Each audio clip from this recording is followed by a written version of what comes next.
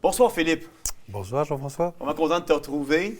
Les gens sont contents de te retrouver à chaque fois que tu viens aussi parce que les commentaires qu'on a après tes passages sont toujours élogieux. Donc les gens apprécient vraiment le travail et puis le sérieux que tu mets à préparer ces chroniques-là. Lorsqu'on en parle, on voit toujours des sujets très, très, très intéressants. Ce soir, nous sommes en train de vivre actuellement un renversement dans le secteur bancaire qui impactera certes nos habitudes, notre relation avec la monnaie et surtout la sécurité de nos données. Ce qui m'amène à vouloir parler aujourd'hui avec toi de la confidentialité de nos données financières, de nos données de santé, de nos données personnelles qui sont compromises malgré le fait qu'elles sont un droit, et puis ça, c'est ça qui est vraiment extraordinaire, malgré le fait qu'elles sont un droit constitutionnel, tout comme la liberté d'expression. Ou les données de santé. Ou les données de santé, exactement. Nous apprenions par exemple cette semaine que Substack, qui, à cause de Stripe, oblige leurs auteurs ou leurs abonnés de leur fournir des informations financières privées pour demeurer opérationnels sur la plateforme. Puis ça, c'est une nouvelle qui est quand même, somme toute, assez majeure. Mais peut-être avant d'aller plus loin, juste te poser la question suivante, Philippe. Que sont les plateformes Stripe et Substack? Puis pourquoi cette demande d'informations financières est une atteinte à la vie privée? Puis pourquoi c'est si préoccupant? Alors, on va déjà expliquer ce que font les deux plateformes. Oui. Substack, c'est une plateforme où beaucoup de chercheurs, beaucoup de gens qui écrivent des textes longs ont un endroit où ils peuvent mettre leurs textes, peuvent avoir des gens qui les suivent. Et quel que soit le sujet, il y a vraiment toutes sortes de sujets sur Substack. Est-ce que tu dirais que c'est principalement à l'opposé du narratif dominant? Pas forcément. Pas forcément? Pas forcément. Beaucoup, mais pas forcément. OK. Donc, a priori, et d'ailleurs, ils se revendiquent toujours de dire « exprimez-vous, tout le monde a le droit de s'exprimer ». Mais, quand on veut être payé pour ces services et recevoir des fonds, donc il y a une option d'abonnement et on peut être payé pour accéder à certains Substack, la seule firme avec laquelle travaille Substack, c'est Stripe. Stripe, c'est simplement une compagnie qui va s'occuper du paiement carte de crédit. Dans le fond, c'est un outil qui fait l'interface entre le site web et la banque pour que quand vous mettez votre carte de crédit, l'argent est dans votre compte. Un genre de PayPal. Oui, un genre de PayPal qui est spécialisé. Là, aujourd'hui, je dirais que c'est le plus gros joueur sur le marché. Quand sur un site web, vous avez des paiements en ligne, c'est pas mal le plus gros joueur du marché. Mais quand on voit qui est en arrière de Stripe, on comprend pourquoi il y a des exigences comme ça. Bah, ça, c'est un autre problème. Donc, l'exigence, c'est simplement de dire... Alors, tout le monde se renvoie la balle, un petit peu comme tout à l'heure avec Myriam Bohémier. On aime bien balancer la patate chaude aux voisins. Ils disent, nous, on n'a pas d'exigence. Tout le monde a le droit de dire ce qu'il veut. Mais Stripe exige d'avoir beaucoup de données financières pour accepter que les paiements, j'allais dire en mot français process, là, passent à travers le système. Ouais. Et donc... Et étrangement, la demande n'est pas faite à tout le monde.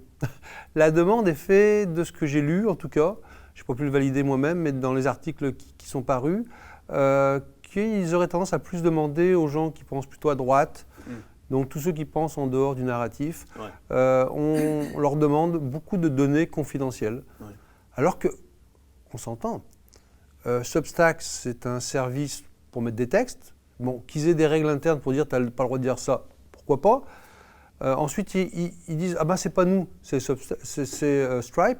Et Stripe dit « Nous, on a besoin, on exige d'avoir toutes vos données financières pour être capable de vous… » C'est simplement un intermédiaire. Normalement, la carte de crédit est valable, le montant est transféré. Si c'est illégal, c'est à la Sûreté du Québec ou la CIA ou à n'importe qui d'aller enquêter. Mais ce n'est pas à Stripe d'enquêter pourquoi tu touches de l'argent d'une plateforme dans laquelle tu fais qu'exprimer des opinions publiques. Ouais. Ce n'est même pas des données confidentielles, c'est public.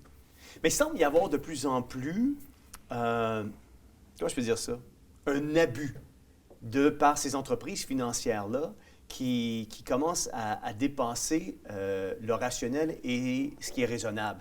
Quand on pense à nos données, on ne peut pas passer à côté de Desjardins qui semblent avoir pris un virage important. Je vais t'énumérer, j'ai marqué des notes ici. Là. On se souviendra de Desjardins et Equifax qui ont décimé toutes nos données dans la nature. On se souviendra que depuis février 2022, Desjardins a obligé ses membres de consentir à fournir un nombre impressionnant et injustifié de renseignements et de données personnelles.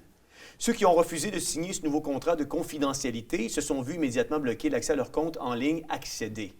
Maintenant, aujourd'hui, Desjardins utilise ce qu'on appelle des robots call. Des robocalls, oui. Ouais, pour identifier qui tu es en utilisant ta foi.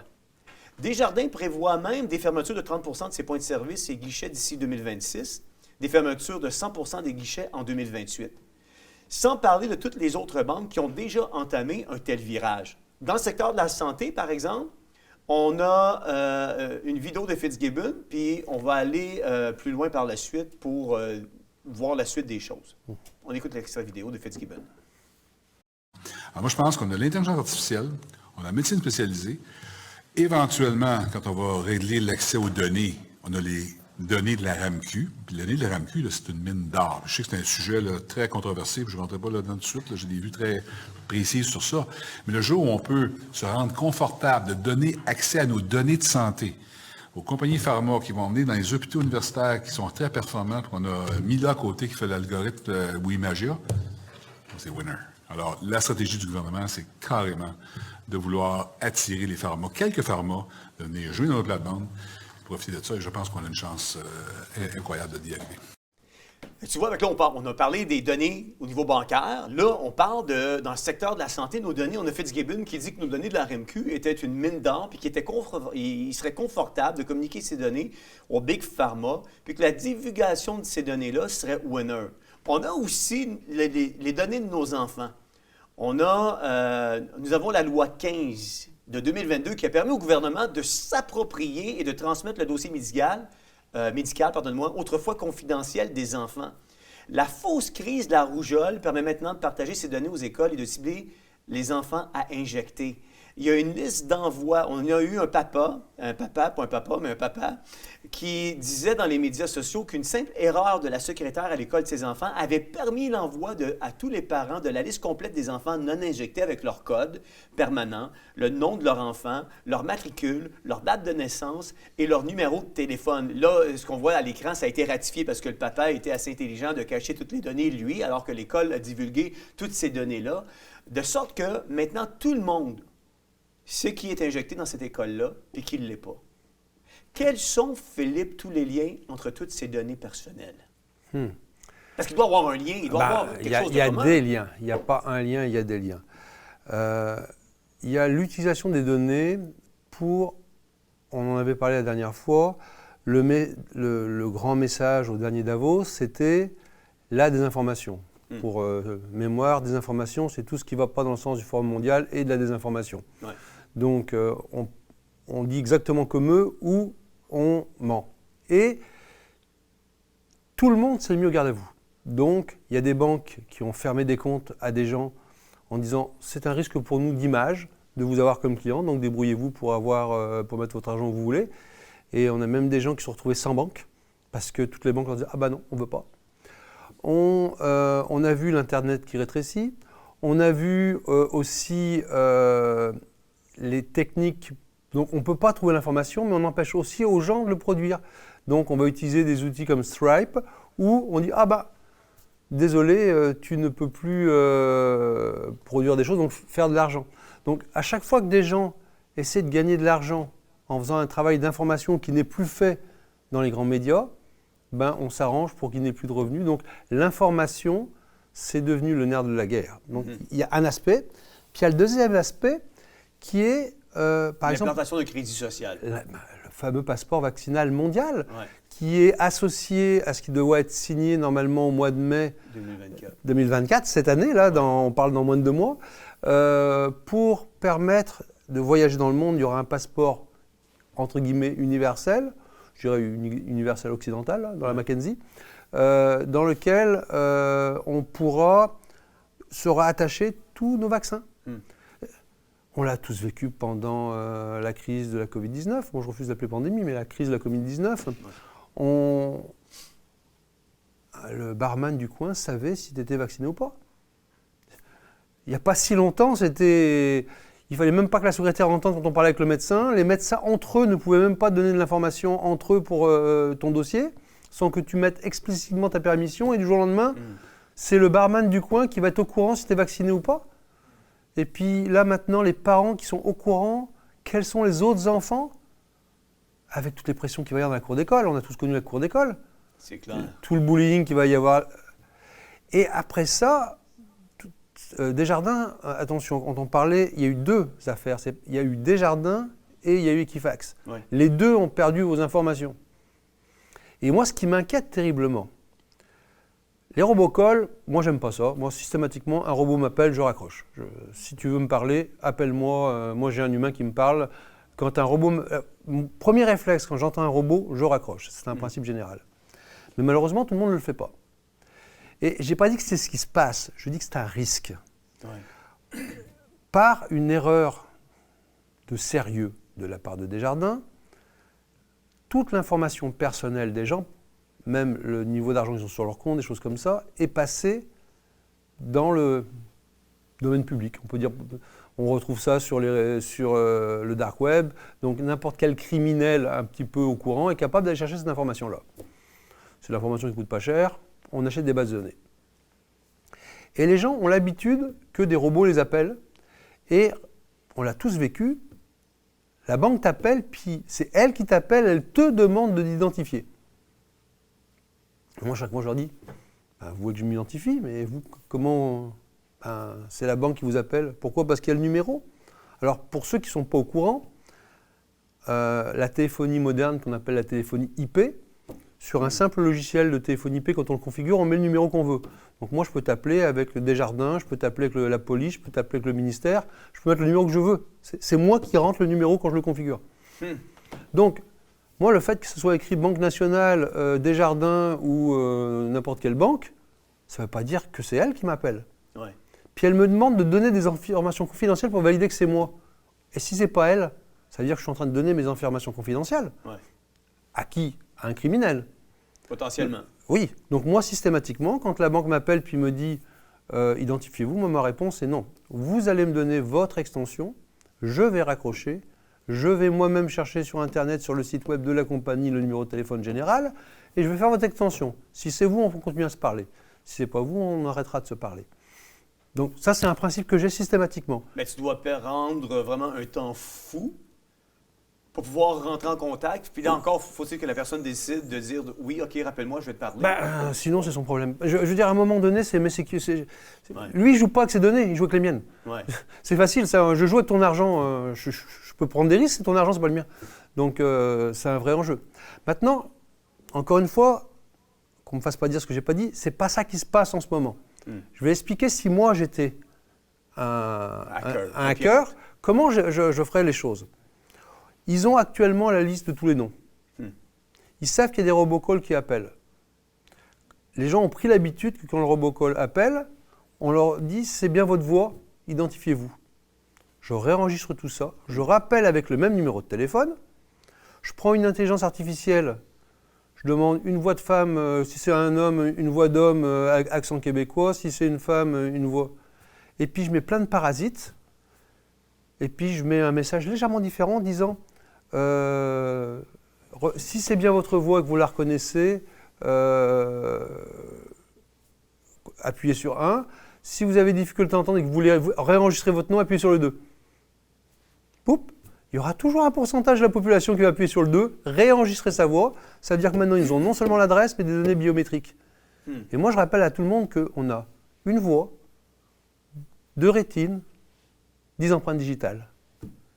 Ça veut dire que chaque fois que vos données seront piratées et seront sur le web, c'est jusqu'à la fin de vos jours. On ne peut pas changer sa voix, on ne peut pas changer ses yeux, on ne peut pas changer ses empreintes digitales. C'est clair. Donc une compagnie qui s'est fait voler ses données, qui se met en condition qu'une situation comme ça se produit, ça m'inquiète terriblement. Ouais. Et donc, il faut faire... Comptez pas sur les banques pour faire attention, comptez sur vous-même. Et donc, comme je vous dis, moi, c'est une habitude que j'ai prise qui est systématique. Si la banque m'appelle et qu'elle me demande un renseignement, je ne donne pas un renseignement, c'est moi qui les rappelle pour leur donner le renseignement. C'est un bon exemple. Absolument. Mais écoute, merci beaucoup, Philippe, de nous avoir partagé vraiment ces choses-là, parce qu'on voit vraiment que de plus en plus, il y a même un totalitarisme qui s'installe dans nos données. On veut nos données parce qu'on veut nous manipuler, puis on veut intégrer un crédit social qui va faire en sorte... Tu sais, ma dernière question pour toi ce soir, puis en 30 secondes, comment on fait pour résister à tout ça puis continuer à vivre une vie sans trop de problèmes? Ben, ça devient difficile. Simplement, ne plus avoir aujourd'hui un téléphone dit intelligent, Ouais. ça devient compliqué. De plus en plus. Et dans le fond, c'est comme ça que tous les systèmes sont changés. Ouais. D'abord, on dit, si vous faites ça, il y a un avantage. Puis après, on dit, bah, la majorité des gens le font, on ne peut plus mettre beaucoup d'énergie sur l'ancien système puisque plus personne l'utilise. Puis après, ben, ça diminue pour le chagrin. Et puis, aujourd'hui, il y a des personnes âgées qui n'accèdent pas à Internet. La majorité des informations, si tu n'as pas Internet, tu ne peux plus y accéder. Ouais. Mais qui a dit dans la loi que j'étais obligé d'être sur Internet? Qui a dit dans la loi que j'étais obligé d'avoir un téléphone cellulaire? Il n'y a personne qui a dit ça. Mais pourtant, de plus en plus, on le fait. Et plus on a d'informations sur vous, plus on peut prédire vos actions. Les intelligences artificielles sont redoutables avec ça. Il y a eu, il y a quelques années, un système de microcrédit qui avait été testé sur Internet. Il fallait se connecter avec un compte qui avait plus de temps de postes dessus sur plusieurs années pour être sûr que ce ne soit pas une arnaque. Puis ils l'ont fait pendant pas très longtemps pour pas que les gens puissent le construire.